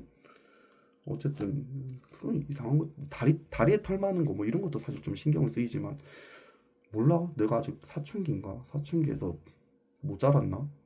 그런 게 그 사실 뭐 겨드랑이 털이나 이런 건 사실 뭐 보여줄 일이 없잖아요. 아 이거 너무 좀 품위가 없나? 겨드랑이 털은. 근데 뭐 자연스러운 거니까. 그런 것들이 좀 그렇더라고. 무슨 얘기하다가 엄지발가락 털이 나왔지? 어쨌든 그게 중요한 게 아니고 이 얘기 왜 나왔지? 아씨 엄지발가락 털 때문에 날아갔네. 어, 어쨌든 여러분 오늘 걱정하는 거는 오늘로 족합니다. 오늘 걱정을 내일까지 할 필요는 없어요. 그렇고 음, 그래서 어쨌든 사람들이 뭘 좋아하는지 뭐 그런 것들을 생각해 보게 됐다. SNS로. 그리고 일단 그게 긍정적인 변화고요. 그리고 좀 용기가 생겨요. 왜? 사람들이 나한테 별로 관심 없거든. 그리고 오히려 알아봐주면 너무 고마울 것 같은 거야. 너 유튜브 하더라? 이러면서. 저 사람 어디서 본 것 같은데? 저 사람 맨날 쇼츠에 걸어 다니면서 브이로그 하는 인간 아이가? 저 사람 사회복지사 아이가? 이러면서. 좀 그러면 재밌을 것 같긴 해요. 약간 어렸을 때 나는 개그맨이 되고 싶었거든요. 그리고 특히 제가 그뭐 황재성 님도 좋아하고 뭐 문세윤 님도 좋아하지만 장동민 님도 되게 좋아하고 저는 말을 웃기게 하는 사람들이 좋아요. 그래서 저는 뭐 스탠딩 코미디언 사실 내가 사회복지사만 아니면 진짜 그냥 막 상스러운 말 하면서 웃기게 할 수도 있겠지. 그런 B급 감성을 좋아하는 사람이라면 사실 저는 욕하라고 하면 그냥 진짜 대한민국 10% 안에 들지 않을까? 근데 이제 그런 짓을 했다가는 이제 이 분야에 발들일 수 없기 때문에 자제하는 거고 만약에 그게 궁금한 사람이 나중에 생기면 그 사람들을 위한 따로 이렇게 채널을 만들어가지고 그 사람들만을 위해서 욕 듣고 싶어하는 사람 있다. 뭐 예를 들어서 다이어트 해야 되는데 동기부여가 안 된다. 열심히 살아야 되는데 동기부여가 안 돼요. 욕 좀 해주세요. 이러면 제가 친절하게 욕을 박아드리겠습니다. 한자 한자 새겨드리겠습니다. 왜냐면 인간이라는 게 악해 빠져가지고 내 문제는 못 보면서 이제 다른 사람한테 욕 박는 거는 아주 자유스럽게 하거든. 뭐 그렇다는 거고. 근데 가끔 내가 쌍욕을 할 때마다 이제 나의 머릿결을 스치고 지나가는 생각은 이제 오직 너희는 덕을 쌓는데 소용되는 대로 듣는 사람에게 이제 은혜를 끼치게 하라. 에베소서 말씀인데 그게 한동대에 예전에 이제 벽화에 이렇게 있었단 말이야. 그게 가끔 가슴을 찌르기는 하지. 근데 저는 그거에 나를 가두지 않으려고요. 뭐 내가 목사도 아니고 전도사도 아니고 뭐 이런 사람도 있어야지. 와 저런 놈도 예술 믿나? 와 저런 자식이 하나님을 믿나? 저는 몰라. 완전 뭐 아주 진짜 무슨 사회에 무리를 일으키고 막 큰 범죄를 저지르고 뭐 이런 거면 사실은 좀 모르겠지. 근데 내가 그 정도까지는 아니니까 아직까지 그 정도 극악 레벨에 가진 않았으면 다행히. 그래서 저는 저런 정제되지 않은 인간도 하나님이 쓰시는구나. 야 저런 문제 많은 좀 문제가 많고 도덕성에 결함이 있는 거는 좀 모르겠지만 어쨌든 저는 삼손을 보면서 희망을 느낀 게, 야, 저렇게 즉흥적이고 저렇게 이제 공동체의 이익을 생각하지 않고 지 마음 가는 대로 행동하는 사람을 가지고도 하나님 일하시는구나. 하나님 역사하시는구나. 하나님은 한계가 없구나. 하나님 어떤 방식으로든 어떤 식으로든 하나님은 하나님의 일을 하시는구나. 그래서 잘하면 나도 쓰임 받을 수 있겠네. 그런 기대를 걸고 하는 거고요. 아마 이렇게 이제 사람들 앞에서 말하고 유튜브에 영상 올리고 하는 것도 사실은 저는 하나님의 빌드업이 아닐까라고 믿고 싶습니다. 사실은. 그래서 저는 항상 그 이런 얘기하면 좀 불쾌하실 수도 있는데, 저는 화장실에 갈 때 소변을 싸러 가잖아요. 그럼 가끔 이제 소변을 싸면서 그런 하나님의 계획에 대해서 생각을 합니다. 이게 좀 소변 싸는 거랑 이게 하나님 생각하는 거랑 약간 결이 다르다고 생각할 수도 있는데, 그런 생각을 해요. 내가 이 유튜브도 하고 인스타도 하고 하는데, 이게 하나님이 원해서 하는 걸까? 이게 하나님의 뜻에 있을까? 이런 걸 하나님이 기뻐하실까? 근데 이거를 저는 이제 기독교 콘텐츠고 뭐 세상 콘텐츠고 구분 없이 올리기 때문에, 그냥 저는 인간이 하나님을 믿는 거지, 하나님이 하나님을 믿는 것도 있겠지만 하나님이 하나님을 믿는 게 아니잖아요. 인간이 하나님을 믿는 거잖아요. 그래서 이렇게 살아가는 방법도 있구나. 이렇게 하나님을 섬기는 방법도 있구나. 전혀 연관성이 없는 것들로도 하나님 일하시는구나. 이런 거를 좀 얘기하고 싶었고, 그리고 아까도 이제 얘기 중에 말을 많이 하니까 배고프네요. 지금 뭐 먹으면 살찌는데. 어쨌든 두 번째로 느끼는 건요. 어, 제 습관, 뭐 쩝쩝거리고 뭐 이런 거, 이런 소리 내고, 그리고 말할 때 뭐 내가 약간 정색하면서 하네, 내가 약간 화내면서 하네, 이런 거, 그리고 내가 발끈하는 포인트가 이거네, 뭐 이런 것들을 알 수 있게 된다는 거. 그리고 내가 뭘 부끄러워하네, 뭐 이런 것도 알게 되고, 그리고 영상을 찍을 때 카메라 각도는 이렇게 찍어야 되네, 이렇게. 그리고 내가 얘기를 할 때 가끔 손을 드는데 제가 손이 큰 게 컴플렉스예요. 그래서 손이 완전 너무 크게 나오니까 그냥 얼굴 마스크 쓰고 나오면 그래도 그냥 평범하게 생겼는데, 손을 들어 보이니까 완전 돼지 그냥 완전 좀 그 가체중처럼 보이는 거예요.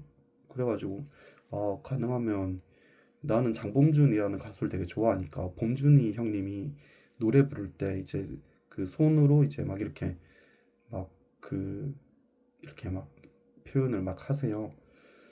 이게 뭐 버스카쇼 교회란다. 버스카 이제 공연 가보신 분들 아시겠지만 막 이런 거 막 하거든요. 지금도 손 너무 크게 나온다. 그러니까 이런 제스처를 해요, 장범준님이. 저는 그게 너무 멋있어서, 제가 동경하는 가수다 보니까 말할 때도 그리고 행동할 때도 그걸 계속 따라하는 거예요. 그래서 저는 아, 내가 저렇게 무슨 골리앗처럼 위협적이다라는 생각 안 했는데, 내가 손을 이렇게 들어서 얘기할 때마다 되게 공격적이더라고. 손이 크니까, 손이 소뚜껑만 하니까. 그래서 손을 가능하면 안 보여줘야 되겠다, 그런 생각도 들고. 그리고 오늘 제가 영상을 찍으면서 느끼는 거는 뭐냐면, 제가 이제 말을 하면서 점점 가까이 가는구나. 그래서 처음 영상 찍을 때랑 지금이랑 비교하면 굉장히 가까이 와 있다, 카메라에. 그런 것들을 느끼는 부분이 있고, 그리고 오늘 또 그것도 배웠죠. 라이브 방송 아무나 할 수 있는 거 아니구나. 쇼츠 50개 이상 올리고 90일 이상 유지되고, 그래, 구독자도 50명 있어야 되구나. 그래, 구독자 50명 어떻게 채우냐, 지금 2명인데. 그게 제일 관건이다. 그리고 나는 사실 10명이라도 내가 쇼츠를 올리면 그거 해봐야 3분? 뭐 짧은 건 2분 20초인데, 그거를 누군가 한 명이라도 관심 있게 끝까지 봐줬으면 좋겠거든요. 근데 어 그냥 어떻게 알고리즘으로 떠서 나를 보게 되는 사람도 있겠지? 그럼 그걸 보고 아이씨 뭐야 하고 올리는 사람도 있을 거 아니야. 이 새끼 뭐야 하면서. 근데 그러지 말고 좀 혹시 알고리즘에 내가 뜨면 좀 봐주고. 사실은 이렇게 긴 영상까지 봐달라고 하기는 어려운 것 같아. 뭐 내가 대형 유튜버도 아니고, 뭐 내가 뭐 굉장히 즐겁고 재밌는 얘기도 안 하고 고리타분하게 얘기하고, 그러니까 배고파. 어쨌든 그렇습니다. 그렇고 왠지 내가 자꾸 이상한 얘기를 하니까 오늘 2시간, 3시간, 새벽 2시, 새벽 4시까지도 얘기할 수 있겠다라는 생각이 들었는데 배고파서 못하겠다. 나는 강의를 1시간 30분 이내로 제한해야 되겠어. 내가 기빨려서 얘기 못하겠어. 힘들어. 오늘 얘기 너무 많이 했어, 사실. 그래서 내가 상담을 이제 재활 상담을 하고 사실 임상심리 이런 것도 공부하고 싶었는데 어, 나는 별로 다른 사람 얘기 듣는 거에 관심이 없거든요. 그 누가 뭔 얘기 해줘도 그걸 굳이 다른 사람한테 얘기하지 않고 근데 그거는 이제 비밀 보장의 영역이니까 그 왜 나는 비밀 보장을 하냐? 이 관심 없으니까 별로 관심 없어 다른 사람 얘기에. 근데 들어줄 수는 있어. 그렇구나. 오 그런가 보네요. 어이구 좋은 생각이네요.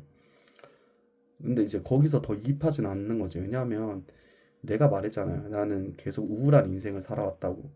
그래서 다른 사람이 우울한 얘기를 하잖아.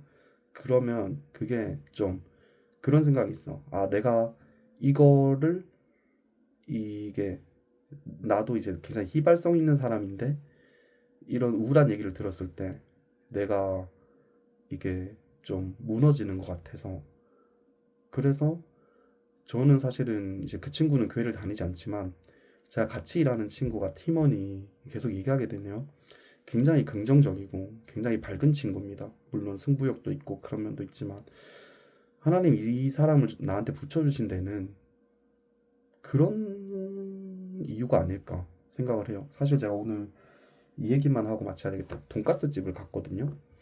근데 사실 그 돈가스 집이 이 얘기하면 어딘지 얘기 안 할게. 근데 내가 브이로그 때 어디 간다 얘기했으니까 좀 그런데 아 뭐 근데 뭐 이건 내 개인적인 생각이니까 좀 사실은 이제 그 모르겠어요. 도대체 누구 생각인지 모르겠는데 컨셉이 안 보여.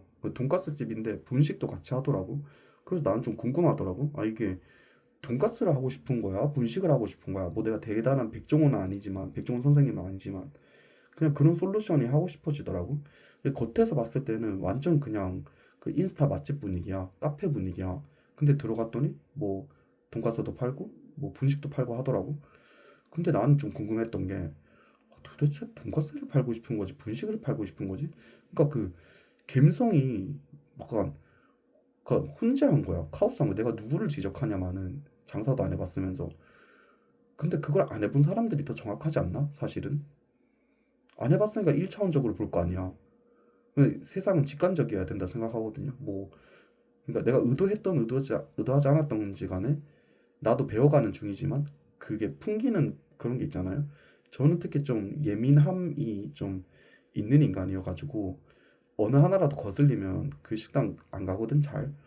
근데 이제 그 내가 지금 하는 얘기가 누가 보겠냐마는 그 식당이 혹시 영향을 줄까 봐 조심스러운데 그 식당은 좀 컨셉을 찾을 필요가 있는 것 같아요. 돈가스를 하고 싶으면 돈가스를 하던가 분식집을 하고 싶으면 아예 분식집을 가던가. 근데 처음엔 되게 이미지가 좋았거든. 가게 인테리어도 좋고 분위기도 너무 좋고. 근데 도대체 이 가게가 추구하는 바가 뭐지? 싶더라고. 그리고 돈가스가 나는 아무리 비싸도 모든 돈가스가 아닌 이상은 14,000원을 넘겨서는 안 된다 생각해요. 솔직히 13,000원 미만이어야 된다 생각해. 근데 그 메뉴 중에 14,000원도 있고 16,000원도 있다고 하더라고. 근데 솔직히 그게 우리가 뭐 호텔이나 뭐 비싼 데서 밥을 먹거나 레스토랑이나 이런 데를 가면은 사실 그만큼 돈을 쓸 수 있어요. 근데 그냥 우리가 일상적으로 밥 먹으러 가는데 아무리 물가가 올랐어도 나는 뭐 아무리 크게 봐도 14,000원이 맥시멈인 것 같거든. 근데 아, 음, 나는 사실은 좀 이해가 안 되더라. 그냥 일상적으로 직장인들이 밥 먹으러는 가게인데 뭐 모든 가스로 주는 것도 아니고 그냥 일반적인 돈가스인데 왜 이걸 14,000원이나 받지? 뭐 12,000원 정도 받아도 될 것 같은데 굳이? 이런 생각 들더라고. 그리고 분식을 할 건 분식을 하고 돈가스를 할 건 돈가스를 하던가 뭐 둘 다 자신 있어서 근데 맛있긴 했어. 그 면을 비빔 모밀인가 이걸 시켰는데 맛있긴 하더라고. 사장님이 그 음식 솜씨가 없는 건 아니야. 그리고 불친절한 것도 아니고 가게 인테리어도 너무 좋고 근데 뭘 하고 싶은 거지 난 사실 잘 모르겠더라. 그러니까 생긴 지 얼마 안 된 가게라서 이제 앞으로 답을 찾아 나가야 되겠지만은 나는 그런 여러 가지 생각들이 들었어요. 사실은 좀 너무 컨셉이 괴랄했어. 아니 양식집 컨셉으로 갈 거면 아예 양식집 컨셉으로 가던가 고급스러운 느낌으로. 근데 뭐 분식집을 하면서 돈가스를 하는데 사실 분식집에서 돈가스 먹는데 여러분들 14,000원 이상 내고 먹을 필요가 있어요? 김밥 천국 이런 데 간다고 하면 나는 사실 잘 모르겠거든. 진짜 분위기 좋고 진짜 완전 브런치 카페 감성 뭐 이런 데를 가면 사실 14,000원, 16,000원도 쓸 수 있어. 근데 그러기엔 너무 애매한 거야. 그 돈을 쓰고 그리고 뭐 주말에 데이트 나가서 뭐 여유롭게 뭐 1시간, 1시간 30분 뭐 이렇게 그냥 도란도란 얘기 나누고 분위기 좋은 곳에서 근데 그런 게 아니라 그냥 일반 밥집이라면 회전율이 중요하잖아. 점심 때 밥 먹고 나가는 거. 그래봐야 뭐 직장인도 점심시간 1시간인데. 근데 그 1시간을 위해서 물론 그 16,000원을 태울 필요가 있냐고. 14,000원을 태울 필요가 있냐고. 그냥 밥 먹고 들어가야 되는데. 근데 어쨌든 저는 이런 생각이 들었는데요. 근데 저는 이렇게 비판적이고 비관적으로 봅니다, 세상은. 그래서 사실 그 사장님 입장에서는 네가 뭘 알아, 새끼야. 네가 돈가스 튀겨봤어? 이렇게 생각할 수도 있잖아요. 어, 그건 그렇죠. 난 돈가스 튀겨본 적이 없으니까. 맛은 있었어요. 근데 그러니까 사장 입장에서는 이럴 수 있는 거지. 맛있게 잘 처먹었으면 맛있게 잘 먹었습니다 하면 되지. 왜 그런 얘기를 하고 있냐. 그냥 잘 먹었습니다 하면 되지. 근데 뭐 개인의 생각은 자유니까. 그래서 음 그랬는데 같이 갔던 친구가 그러더라고. 저는 맛있었는데요. 저는 너무 좋았어요. 이러더라고. 그래서 아, 하나님께서 그냥 이 친구를 저한테 그 붙여주신 이유를 알겠더라고. 내가 너무 부정적이니까, 내가 모든 것에 대해서 이렇게 긍정성 있게 받아들이지를 않으니까. 그래서 좀 그냥 좀 그냥 넘어가라고. 그냥 좋은 게 좋은 거지 하고. 어떻게 사람이 완벽할 수 있으며. 너는 그럼 그렇게 완벽하냐? 너는 실수 안 하냐? 너는 그러면 그 특색이 있고 맥락이 있고 항상 그 팩트 기반으로만 하고 네 인스타는 그러면 안 산만하냐? 뭐 그런 비평에서 자유로울 수 없지.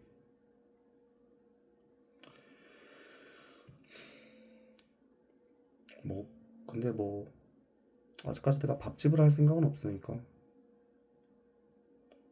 하여간 안 해봤으면 말이 쉽게 나와요. 말을 쉽게 하고 근데 사실은 쓴소리라고 싫은 소리라고 안 들으면 안 바뀌어. 그러면 누군가는 이런 거를 완전히 세밀하게 나처럼 이렇게 받아들이진 않더라도 그냥 느낌에 그냥 안 해야 되겠다 이렇게 생각하는 사람도 있을 거 아니에요. 그러니까 그래서 저도 사실은 누군가 나를 비평하고 비판하고 하는 거 싫어해요. 나도 내가 난데 하면서 내 팔 흔드는 사람이거든. 근데 요새는 그래도 들으려고 해요. 왜냐하면 발전이 없는 인간이 되기 싫거든요. 사실 거북해. 듣기 싫어. 네가 뭔데 나한테 이래라 저래라 이 마음이 먼저 나와. 근데 그런 마음으로는 그 아무것도 안 될 것 같아요, 사실은. 나를 변화시키지 못하는데 누구를 변화시킬 거예요? 내가 변화가 안 되는데 어떻게 세상을 바꿔? 나의 생각, 나의 루틴을 바꾸는 건 쉽거든요. 그게 뭐 습관이 되고 뭐 이건 어렵겠지만 태도가 되고 이렇게까지 굳어지는 거는. 근데 어쨌든 가장 바꾸기 쉬운 게 나예요. 세상을 바꾸는 건 힘들어, 거창하고. 내가 할 수 있는 건 지극히 제한적이고 내가 아무리 잘났어도 내가 아무리 잘 나가도 내가 아무리 뛰어나도 결국 나는 24시간을 살 수 있어 하루에. 그리고 이러다가도 갑자기 죽을 수 있어. 신이 나한테 얼마나 시간을 허락해 줄지 모르거든. 그래서 오늘을 열심히 살아야 되는 거고. 나는 항상 그래요. 내가, 그러니까 우울증이 있어서 그런 건 아니고, 이게 내 마지막 하루면 어떡하지? 오늘 계단으로 올라서 집에 왔는데 오늘이 이렇게 뭐 가면, 그리고 내 삶이 오늘이 마지막이라면, 그런 생각이 가끔 들거든요. 하루를 마무리할 때나. 그러니까 문득문득 들어요. 갑자기 내가 죽으면, 이게 내 마지막 하루라면, 그럼 나는 어떤 하루를 보냈나, 하나님 앞에서. 그런 생각이 들더라고요. 그래서 뜬금없지만 저는 그 버스커버스커의 장범준님이 이수영님의 I Believe라는 노래를 리메이크했거든요. 사실은 가끔씩 제가 너무 좀 간종이어가지고 나중에 노래방 같은 데도 가서 이제 좀, 제가 장범준 씨 노래 너무 좋아해가지고, 짭범준이에요. 그래서 그런 노래를 부르는 것도 한번 올려보고 싶다라는 생각이 들었는데, 근데 이제 노래방 가서 노래 부르는 게 뭐 그 홍보 목적이라고 그 회사에서 뭐 허락을 해주면 좋겠지만, 뭐 제가 구독자가 있는 것도 아니고 뭐 팔로워가 뭐 몇만 명 되는 것도 아닌데, 그런 거를 했다가는 고소 먹고 저작권 침해로 깜빵 갈까봐 저는 그게 무서워. 저는 쥐뿔도 없는 인간이기 때문에 그런 거 당하면 무서워요. 저는 돈 없어요. 저는. 그래서 그런 거를 하고 싶긴 한데, 괜히 그 노래방 가서 노래 부르는 거 찍었다가 저작권 위반이라고 빵이 가면 어떡해. 그래서 뭐 GPT나 제미나이한테 이거 저작권 걸리니? 라고 물어보고 이제 할 생각이긴 한데, 그리고 누가 내 노래를 듣고 싶겠냐마는. 아무튼 그래요. 그리고 그래서 음, 내가 뭐 악보를 사서 그 악보에 맞춰서 내가 기타를 치고 노래 부르는 건, 그거는 사실은 어쨌든 내가 악보를 구매한 거잖아. 그러니까 그런 거는 뭐 되지 않을까? 그리고 뭐 찬송가 부르는 거 뭐 이런 거. 그래서 그런 것도 한번 해보려고. 뭐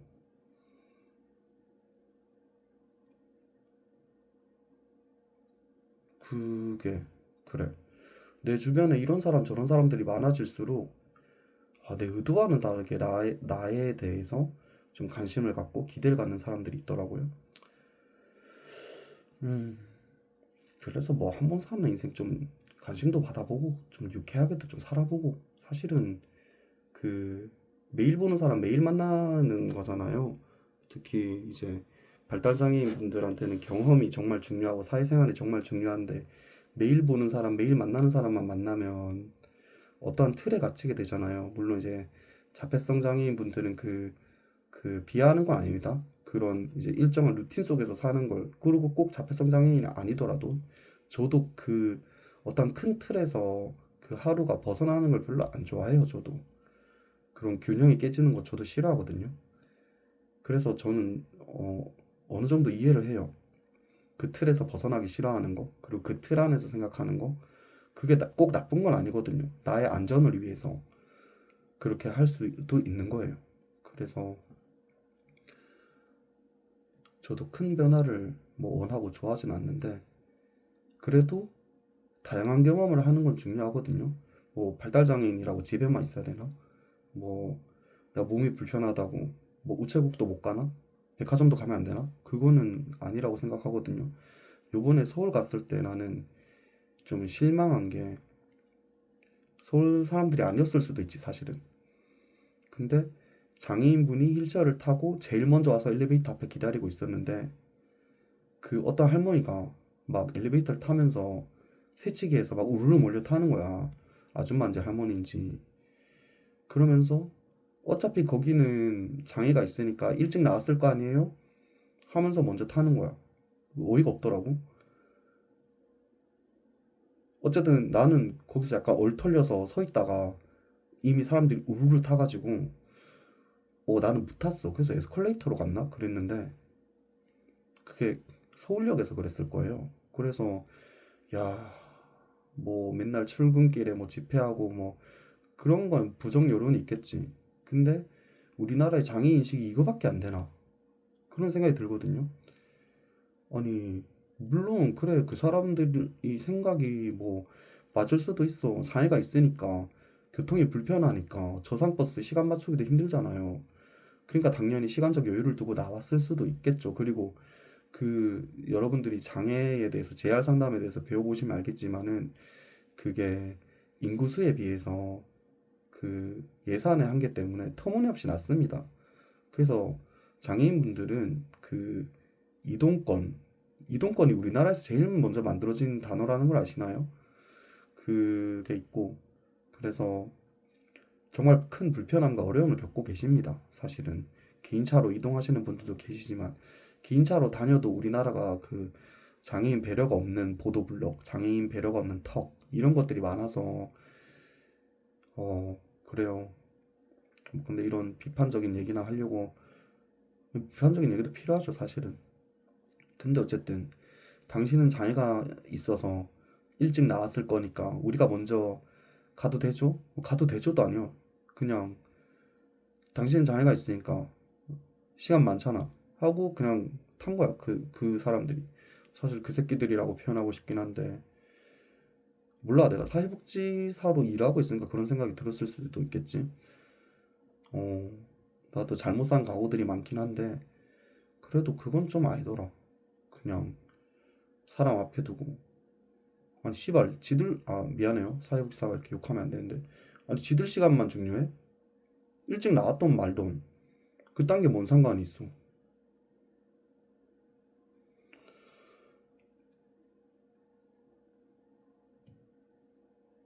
그렇지 않아요? 입장 바꿔 생각해봐. 내가 그랬다고 생각해봐. 뭐 내가 늦게 왔으면 또 몰라. 근데 내가 먼저 와서 제일 먼저 와서 기다리고 있었는데 당신은 시간 많으니까 나중에 오세요. 이게 맞아? 난 좀 거기서 좀 충격받았어. 그래서 이게 우리나라의 평균적인 시민의식이 아니기를 바라면서 대리 불쾌감을 느꼈지. 그러니까 좀 이게 사회복지사로서 정제된 언어로 표현해서 그렇지만 좀 더 날 것 그대로의 감정을 표현해 보자면 대리 족같음을 느꼈지. 음. 잘못을 한 건 그들인데 족같음은 왜 내가 느껴야 되는가? 근데 이제 그 옆에 있었던 나도 이렇게 족같은데 그걸 당한 당사자는 얼마나 족같을까? 근데 장애인들을 더 무력하게 만드는 건 뭔 줄 알아요? 그게 한 번이면 족같겠지. 아, 기분 나쁘다. 근데 그게 두 번이 되고, 세 번이 되고, 네 번이 되고, 열 번이 되면, 아, 내가 뭐 잘못된 건가? 내가 태어나지 말았어요. 이런 생각까지 들 수도 있잖아요. 사실은. 안 그래도 장애가 있는 것도 억울한데. 그리고 세상에 장애가 없는 사람이 있나? 우리 중에 왼쪽, 오른쪽이 완벽하게 균형 맞는 사람이 있어요? 왼쪽 머리털이랑 오른쪽 머리털 개수가 완벽하게 일치하시나요? 왼쪽 얼굴이랑 오른쪽 얼굴이 완전히 대칭이신가요? 장애라고 부르면 장애가 아닌 사람이 없어요. 그렇게 생각을 하고, 어, 갑자기 서울 생각이 나서 했어요. 그냥 좀, 어쨌든 저는 이렇게 좀, 그래요. 삐딱해요. 그래서 저는 빅뱅의 삐딱하게라는 노래를 좋아하는데, 잘 듣진 않지만, 삐딱하게 뭐 하면서. 어쨌든, 그래서 저는 이제 같이 일하는 친구가 굉장히 긍정적이에요. 제가 막 이렇게 비판적인 얘기 했거든요. 뭐 돈가스 어쩌고 뭐 분식을 할 거면 분식하고 돈가스를 먹을 거면 돈가스를 먹고 이러니까 이제 옆에 있던 친구가 그러더라고요. 일단 맛있었는데 맛있었어요. 좋았어요. 이러더라고요. 할 말이 없잖아. 맛있었다는데 좋았다는데 뭐 거기서 불평불만을 더 하겠어? 그래서 난 그런 태도 되게 중요한 것 같아. 난 좋았는데? 난 맛있었는데? 근데 가만 생각해보면 내 와이프도 그렇거든요. 난 좋았어. 난 괜찮았어. 그러니까 같이 사는 거겠죠? 그래서 이렇게 제가 생각이 많이 바뀌고 있어요. 자꾸 뭐 되게 저는 사회적 기준이 많았거든요. 그래서 불행했어요. 뭐 어느 정도는 벌어야, 어떤 차는 타야, 어느 정도의 성공을 해야 그게 행복한 거고 그런 기준이 있었는데 어, 이게 뭐 자칫하면 불쌍한 사람들 많이 봐서 기준이 낮아졌다 뭐 이렇게 부정적으로 생각하지 않았으면 좋겠는 게 솔직히 우리 회사에서 내가 돈이 제일 없을걸? 음, 어려운 상황이 있는 건 맞겠죠, 개인적으로. 뭐, 불편함이 있거나, 몸에 어려움이 있거나. 근데 그게 저는 장범준님 노래 중에 발라드를 좋아하시나 봐요인가? 뭐 발라드를 신곡 중에 장범준 사집 앨범에 있는 발라드 뭐였더라 제목이?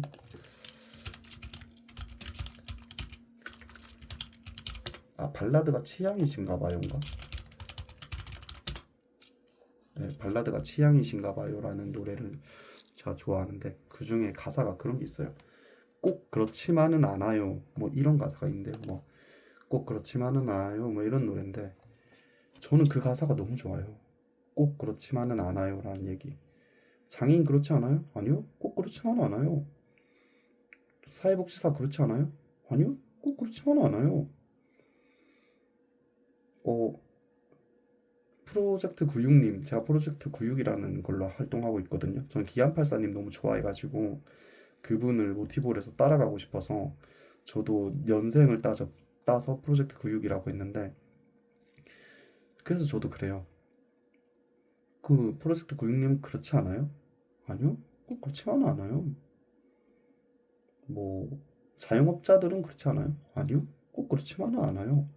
그러니까 우리 사회는 뭐 단결, 뭐 통합, 뭐 이런 거를 강조를 하면서 진짜 다른 게 왔을 때는 아 뭐야 꺼져 약간 이런 반응을 보이거든요.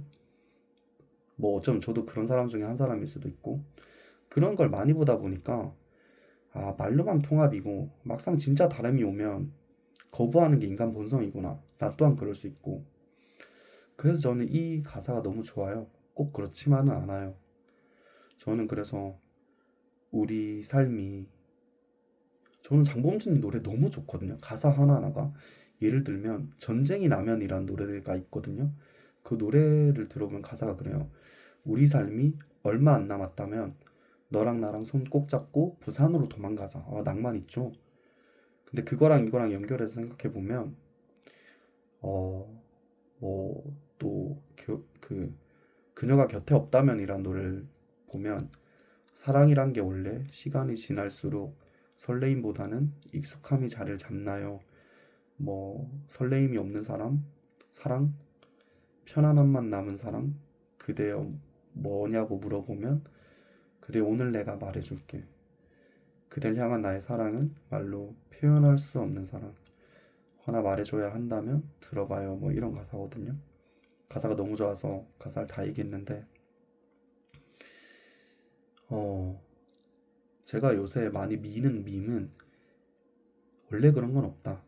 당연하게 주어지는 것도 없다. 당연하게 주어지는 일상이 사실 당연한 게 아닐 수 있다. 오늘 내게 주어진 일상이 당연한 게 아니다.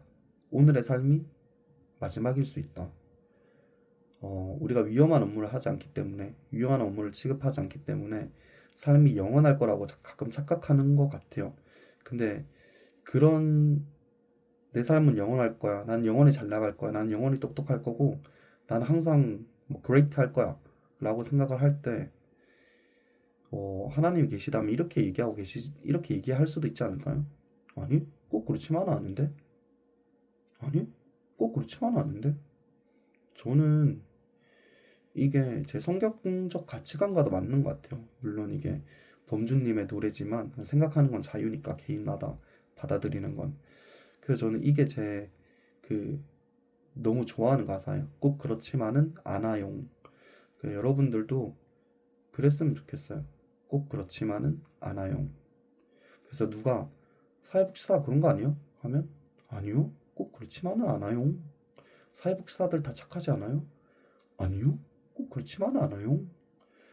사회복지사들 돈 많이 못 벌지 않아요? 아니요. 꼭 그렇지만은 않아요. 사회복지사들 돈 없지 않나요? 아니요. 꼭 그렇지만은 않아요. 부자들 얼마나 많은데. 뭐 그리고 뭐 사회복지사라고 다 가난해야 되나? 그건 아니잖아. 그러니까. 그리고 이제 이 필드에서 오래 일하면 생각보다 많이 받는다고 생각도 하셔요. 근데 이제 대부분의 경우는 뭐 급여를 말해주면 그거밖에 안 된다고라고 이제 하시는 분들이 많은데, 그래도 이제 뭐 그 기준은 사람마다 다른 거니까 생각보다 많이 받네 하시는 분들도 있거든요. 어, 몰라. 사실은 너무 깊은 영역까지 들어가서 뭐 전문직이 뭐 어떻고 전문직인데 뭐 급여가 어떻고 이런 건 너무 예민한 문제잖아. 사실은 그런 걸 말하고 싶으면 국회의원이 돼야지.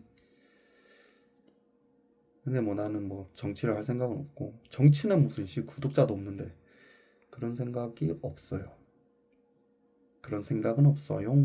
그 뭐 그렇고, 그래서 음 그래서 모든 삶의 순간에서 당연한 건 없고 꼭 그렇지만은 않다는 거. 여러분들이 누구를 대하고 말하고 보고 생각하고 고정관념과 편견에 쩔어서 얘기할 수도 있어요. 그리고 세상이 다 부정적으로 밖에 안 보일 때도 있어요. 근데 그럴 때는 우리 장범준님의 노래를 함께 부르면서 오늘이 마지막이다 라는 생각을 하면서 같이 부산이나 도망가자. 그냥 하나님 들으시면 별로 싫어하시는 말씀일 수도 있는데, 오늘 뭐 인생이 마지막이면 그냥 사과나무를 심는다 뭐 그런 사람도 있겠지만, 그냥 부산 가서 소주에 강어회나 조지자. 어차피 마지막인데 뭐 뒤질 때까지 먹고 뭐 뒤져야지 뭐 오늘이 마지막이면. 근데 이제 뭐 인생이라는 게 항상 반대급부를 생각해야 된다. 꼭 그렇지만은 않을 수 있다. 오늘이 마지막일 줄 알았는데 내일이 마지막일 수도 있다. 뭐 이런 거. 인생이 재밌지 않아요? 알 수 없는 인생이라고 이문세 님이 또 그런 노래를 부르셨잖아요. 이제 의식의 흐름대로 간다 계속. 눈이 계속 감기는데. 그래서 저는 노래로 인생을 배웠어요. 알 수 없는 인생. 꼭 그렇지만은 않아요.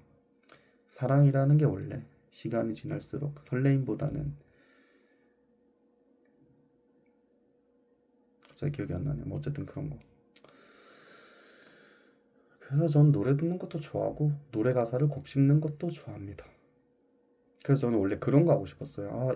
자꾸 얘기만 하고 상담에서 계속 얘기하네. 저는 그런 걸 하고 싶어요. 강의를 했을 때. 근데 뭐 정답은 없지만 노래 같은 거를 한 세 번 반복해서 들어주고, 예를 들어서 그댄 달라요라는 노래를 이제 들려주고, 이거에 대해서 어떻게 이런 가사가 나온 것 같냐, 왜 이런 생각을 하는 것 같냐, 왜 하자가 그대는 매번 다르다고 느끼는가, 진짜 다른 모습이 있었는가, 그런 사람의 감정선, 시각의 변화. 너무 그거는 감정적이지 않아? 너무 인문학적이지 않아? 난 그런 게 진짜 고리타분하고 그런 진지 빨고 이런 얘기 싫어 뭐 이렇게 할 수도 있는데, 그런 걸 또 좋아하는 사람도 있잖아. 그래서 그런 걸로 강의를 하고 싶었어요.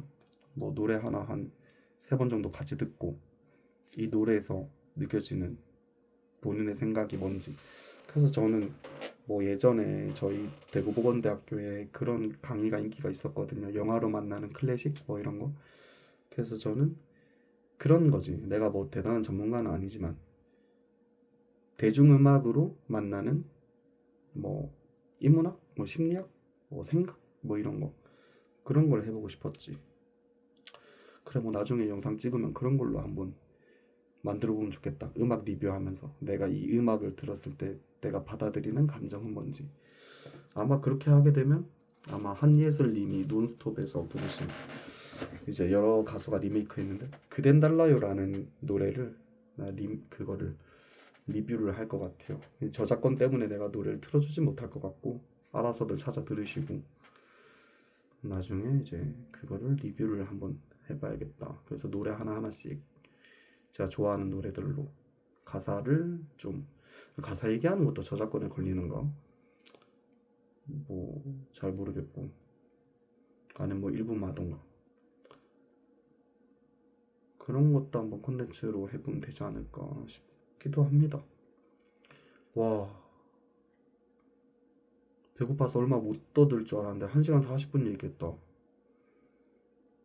어쩌면 그냥 생각 나누기 하면 강의 같은 거 해봐도 괜찮을지도. 근데 뭐 강의도 철학이 있어야지 뭐. 그렇습니다. 이제 진짜 자야 되겠다.